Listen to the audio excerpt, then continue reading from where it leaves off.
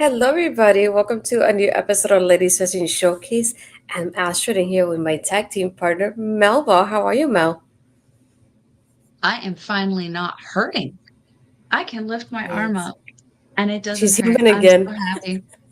I feel human again. I got the robotic arm transplant. She's capable of putting her fist through walls now. Don't mess with me. How are Yes. you doing, my friend? I am a little bit tired, but I'm doing okay. I know it feels weird in this setup, but I feel like this was almost like an emergency type of meeting for us.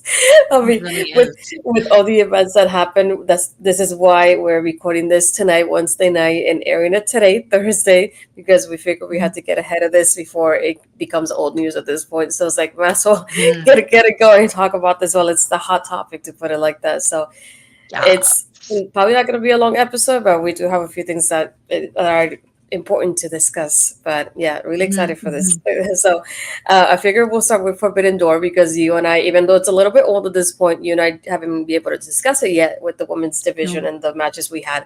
I know one of them that you definitely enjoyed was definitely Mina versus Tony. How was that for you? Oh my God. It was everything that I expected and more because we got Toni Storm, who already has that stardom background. She knows exactly what it is that the stardom audience kind of expects. She gave that best combination of that North American classic style with that Japanese strong style.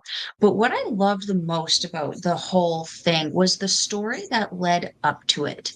There was such a background of story. I have to pull my notes out here to make sure I have everything correct in what I'm saying about this because the went not just across AEW television. It went into Stardom. It went into the NJPW kind of era with Windy City, I think it was. There was so much involvement in this story to build up to this pop off moment that ended up being so good, so vicious. And then at the end, it was just like three besties just walking off into the sunset with glitter and glitz, sparkle, and shoes. Um, yeah, I really enjoyed also how it included a lot of other women throughout these other companies. Viva Van teaming with Mina. Um, we had what was her name? Anna Jay, Soraya. What's Soraya's little puppet person? Jeez, I keep Haley, forgetting. No, is it Harley. Harley Cameron? Yeah, I think I Harley. Yeah. sure the pretty one who just is constantly staring Just creepily. That one. yes. Yeah, they included so many other people in the build up to that match Yeah. who are just so important as well in that Hmm. story as the two kind of main characters and Mariah. Yeah, the match itself was just so high speed, so fast paced, but then so many good strikes. Mina throwing her fist around like that spinning back fist she does is so good. Hmm. But Tony throwing her ass around too, just it was so good. Astrid, what do you think of it? You know, my favorite thing about this too is that for, let's say, for people that watch only AEW, Mina was somebody nobody knew, to put it like that. And to come in and she took that world in AEW by storm to the point that, people are loving her. People want to see her more often now. And I feel it's probably if I'm not mistaken, to me, at least in my opinion, one of the shortest, I want to say, like, moments, because she wasn't there for long so far. I know she might return soon, but thinking Mhm. of just the storyline in particular, she wasn't there for long, but she won the hearts of the people in such a short period of time. It was mesmerizing to see. I just Mhm. love, like, the post everybody was talking about. It's like, oh, I love Mina, I love her energy and her character and all so many things. And I was like, and this is why I love about involving other companies. The fact that you see somebody and you're like, who is this? I want to know more about them. And you end up like falling in love with them through this whole process. And it's like she was one of those that, to me, it was like so high up in this sort of way with her, because she has such an energy that is contagious in a good way. Mhm. And I keep thinking about the fact that I see so many people kind of like liking her and like wanting to see her return already, just because of the storyline by itself. And this was Mhm. what, probably like a month or two, maybe. It wasn't even that long. And like you said, thinking of the fact that, there's so many things that happen. We had matches, we had segments, so we had a mix of things. So to me, this was definitely one of my favorite like woman storylines in AEW, just because of the fact that it was something that was consistent. There was always something happening. There was, whether it was a match or it's something backstage, an interview, a whole segment in the ring, something was happening. There was always progression, and it was consistent. We don't get that often with AW in the women's division, that something happens on a weekly basis. And this literally happened from the moment she showed up on screen, even beforehand, to Forbidden Door. And I love that. I love seeing that. I don't know whoever pitched the story, whoever started doing the idea for it. I love the consistency. That was definitely my favorite part of this, the fact that we got to see this on a weekly basis up until it happened. So I hope that when she does return, we do get something similar to that, because I love the balance that we got from it. It was really well done. Again, seeing her, it was just a great introduction to a lot of people, and I love and I hope that people continue on to see her when what she does afterwards because of that too. And this is why I love about these kind of partnerships, when you get these moments. I feel like a lot of people cannot replicate what happened between them. I agree. I agree.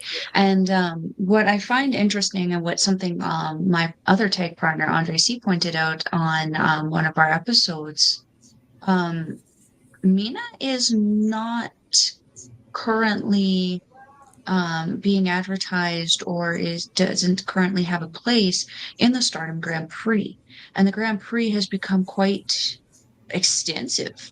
There's quite a few blocks. There's quite a few people in each block. They've actually kind of changed the how they kind of do it. I do think it is becoming more of a twin, like almost a sorority, I'm going to say, to the fraternity of NJPW. So their tournaments are starting to look pretty similar, which is good for me, because that means I don't have to put a lot of thought into keeping track of their stuff. But yeah, that being said, again, Mina has not been announced in the Grand Prix, and the Grand Prix is going to be happening when this kind of blowout between Mariah and Toni is going to be going down. So I'm wondering if Mina is still going to play some kind of part in this feud. It would make sense to continue on those good relations, to continue on if the people want Mina. I know I sure did. My whole little horde of people were just chanting for Mina when she did the run in, when they were in Edmonton. So yeah, I definitely am hoping to see more of Mina. I would say she's probably one of the more marketable people to bring over from Stardom, just because she can actually speak English a little bit more. um, what's the word I'm looking for? Clearly, I think. Because there are a few Stardom women who can speak English. It's just a little bit more broken. Whereas Mina can string together sentences pretty effortlessly, and as we saw in this feud. So yeah, and also the fact that Mina is also tagging with the world champion right now. She actually shares a title in the Artist of Stardom Championships with other faction members, Xena and Micah, world champion. So like, could we see this as another kind of opening of that forbidden door? Could we see her coming over with Xena, who also worked with Mariah? Could we see Micah coming over and being like, hey, don't know you too well, but like, any friend of Mina's a friend of Micah's, like maybe we could see some crossover. Maybe we could see Toni get some new little people to combat that threat. Toni, please feel free. Yeah, Take the ideas.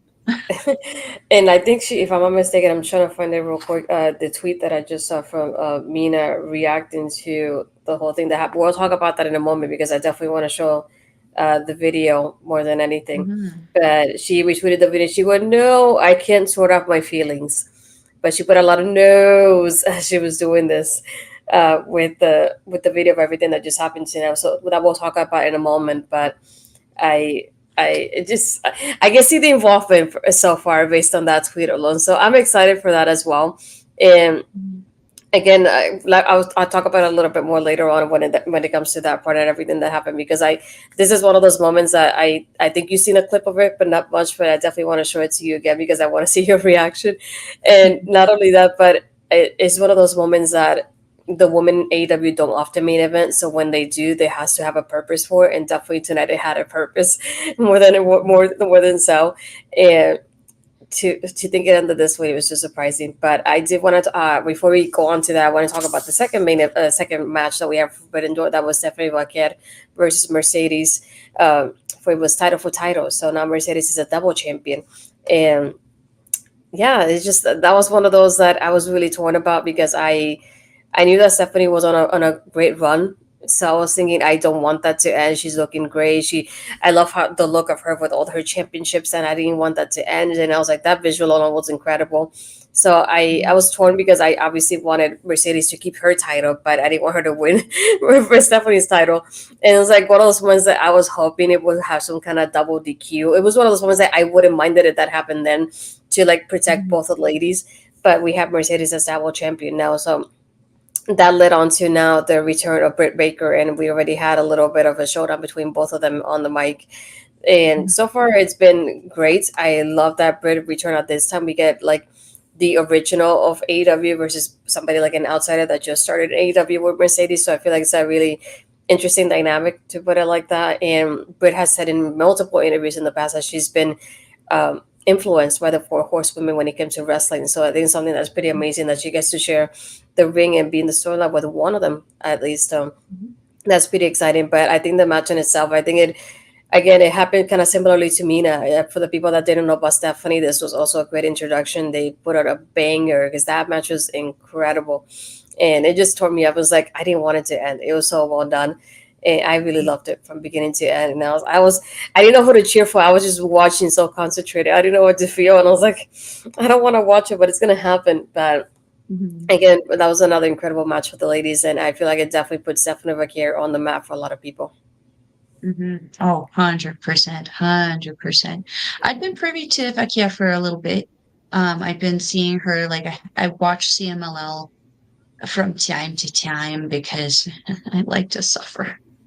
I have a problem. I love Lucha Libre, but like sometimes it's too much for me to follow. There's too many weird rules that like make me confused and angry, and I don't like yelling at my television that much. But with this match in particular, it there were certainly lucha tendencies in this, but it was certainly more of a traditional style kind of match with Vaquier obviously throwing kicks a little bit more in there because she's very good at them, and Mercedes throwing hands because she's good at throwing hands. What I like is that this isn't really there are very two distinct people in that one person. Mercedes Moné and Sasha Banks to me are two completely different wrestlers with two completely different styles, two completely different personas. Um, and if I'm being completely honest, I didn't like Sasha Banks. She was my least favorite of the horsewomen. I thought her personality was phenomenal. You could see that the charisma and the talent was there, but it felt pressed. Like she almost felt this is a weird analogy, and I'm sorry for it, but it's the best one to describe it. She felt like a dog barking at the fence. It's like you know that dog can do damage, but the dog's on the other side of the fence, so you're not too intimidated by the dog, right? That fence has been removed, and Mercedes Monet is now coming at you. You need to be a little bit more afraid because she has this whole different level of training that just makes her absolutely savage. I have loved every match that I've seen of Mercedes. I can't say that about Sasha. So this match was for me amazing because each woman got off their stuff that they are known for, the signatures that they're known for. We got to see that weird Brazilian lap dance that Vaquier does that I absolutely love, where she slams her face into the ground with her legs. I love it. It was I so hate that good. move. I don't know what else to call it, but like that's what it looks like to me. Um, not a lap dance I would sign up for personally, but no. Um, the end of the match though felt something about it felt odd. I don't know if it's just because I was kind of feeling like, huh, about it because I was all up in my feels. Because on one hand, exactly what you said. Vaquier has been on a rise, and she's been on a rise for a hot minute. Mercedes has kind of been here, then gone, then here, then gone, then here, then gone. She can't help if she gets injured. That's just, it is what it is. But like, Vaquier has been here. Mercedes has been hot and cold. That being said, Mercedes is so much more marketable right now. because she's not just doing things within professional wrestling. She's got her cannabis thing that she's still doing that, right? She's got her From what cannabis I've seen, business that yes. she runs. Hmm. Yeah, so she's got that.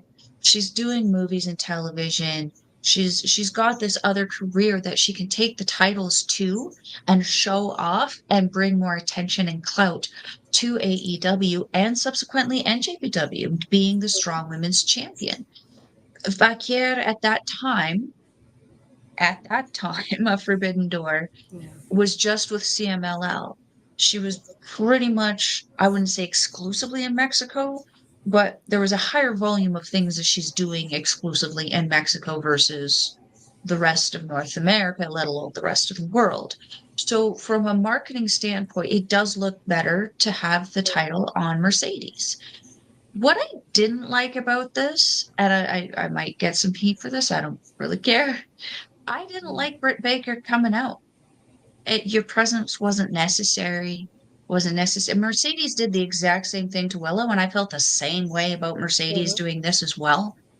Your presence wasn't necessary. There was something already going on. There's a celebration of a new champion.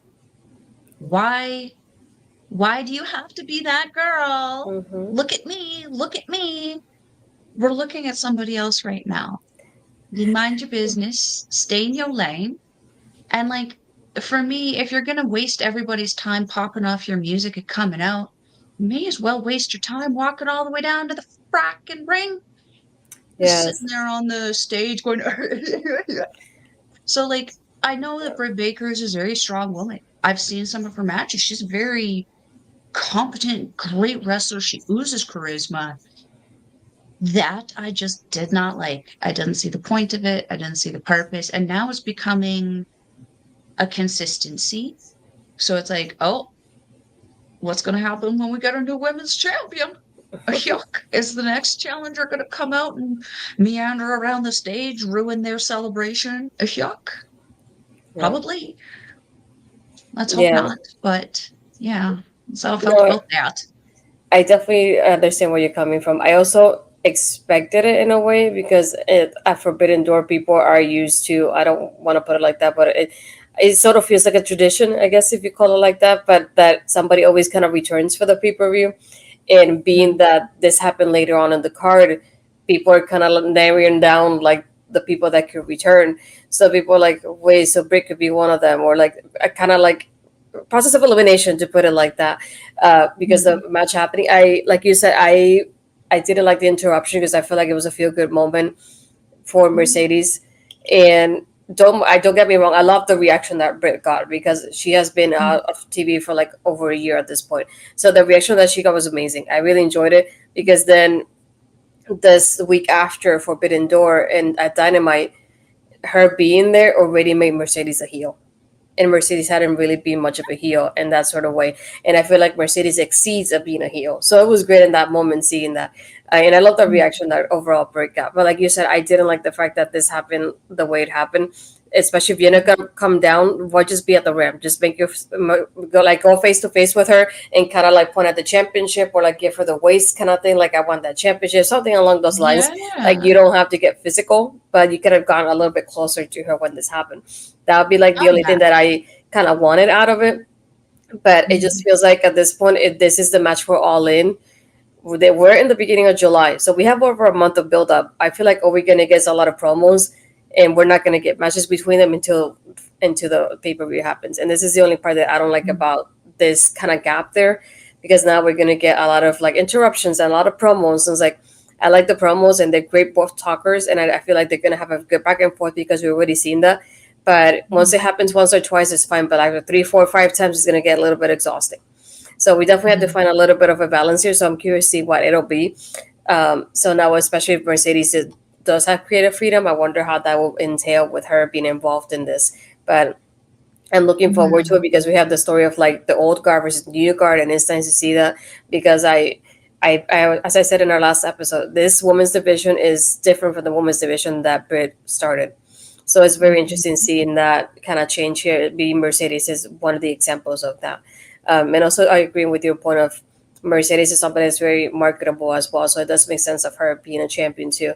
But Yeah, this was like one that I really was torn about so much. But again, overall, I'm really happy for the woman getting this kind of spotlight, and just thinking about the fact that this put Stephanie on the map for a lot of people as well, and just thinking about the fact that a lot of people know more Stephanie now and are gonna be following her because of it too. But I wanted to go back here and not, even though we're talking about both of them already in different ways, I want to talk about what just happened on Dynamite to end the show. It was the Mhm. finals of the Owen Hart Cup. So it was Willow versus Mariah. And spoiler for those of you that know, Mariah won. But right after she won, we definitely had a shocking moment tonight. This was something that I expected to happen somehow, but not tonight for sure. Based on the story that people have said from the beginning when she debuted, and it was the story of like she kind of makes like her mentor kind of like have a close relationship with her to the point that she's going to be the one to betray her eventually to get the championship. It's kind of like what the story is based off of. So it's something that I expected to happen. I just didn't think it was going to happen tonight when we have such a long wait until all the pay per view happens. But to end a dynamite this way with the ladies and to get the chance that they got, I'm gonna lower the volume because I don't want us to get flagged, but I definitely want to show the visual of what we got tonight. So let's see if I can make this happen. Okay, so this is right after Mariah wins the tournament. It's just the visual alone. Watch out for the belt. No, watch out for the shoe. The shoe just got booted. Yeah, I like that she went for Luther too. She was like, I no mercy. I'm going for hit for I, you too. I would have hit him harder. I was gonna say, just give it a moment. Just like, you can tell, Girl, like this is like girl, but it's we the gotta pent have up aggression that she's had for the last few months. I like hear the facial expressions that Tony's giving us, though, like the pain that she's feeling, like obviously not just outside, but inside as well from the betrayal. So this is like Mariah looks like a badass now. I mean, I know I she is, told but you. I told yeah, you. I know she is, but it's nice to see it finally. Gosh, did she blade or something? God I, dang. I was thinking, I was wondering what she was hitting Luther. Maybe she did play, but I'm not sure. Look at this part. Oh, Mm-hmm. damn. Right? This She visual does did not happen in AW. You know what this is giving me flashbacks of? Do you remember Barbed Wire with Pamela Anderson? Pamela No. Anderson Lee? Look, even Audrey got in the, got some of it. I think she But like look, unalived a guy with her stiletto in that okay. movie. It's giving me vibes. And then this part too. Look at this. This is when she gets the chance to say Usick F because I don't want to say it. Like, what? Bosom. Bosom. Not anymore. But that visual, Tony's facial expressions through this whole thing, Oh, she's so just good. on point. Just So on point. so good. Look at I that. feel like this timeless Tony Storm is a just extension of who she really is as a person, just cranked up Yep. a little bit, like just the kookiness, the facial expressions. Oh, there was a lot of blood in her mouth too. Ugh. Yeah. So yeah, I'll put it here a little bit there again. Just so this is definitely the a cliffhanger ending to Dynamite. So can you imagine that? Uh, I just this is something like I said that you don't see really in AEW. So this was very surprising in that aspect as well. Yeah, I was so shocked, and I seen so many reactions to it online as well already, and just incredible. And I was like, this is what I was waiting to see how long it would take for that to happen with Mariah because now she's gonna be, like become such a superstar from this. And thinking like, imagine her at Wembley winning that championship. What a moment for her when that happens. That would Woo. be utterly incredible. And you're right, it's shocking to see someone bleeding more than John Moxley on AEW. That's very true. I didn't think about that. Yeah, it's like Oh, Lordy. the ladies don't get to do stuff like that. So just overall surprising.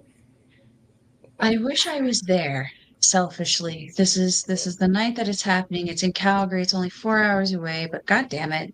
Gas is expensive. Otherwise I'd be there.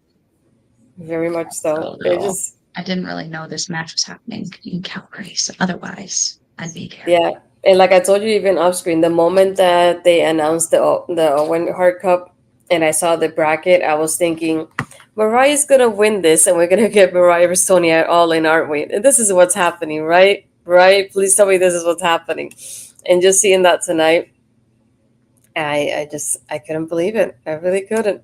Um, but yeah, the other thing that we wanted to talk about, and that's our main event, as I like to say, for today, is the breaking news, I guess, in a way. Well, first, it started happening. Let me look up the time when it originally happened so I can quote this correctly.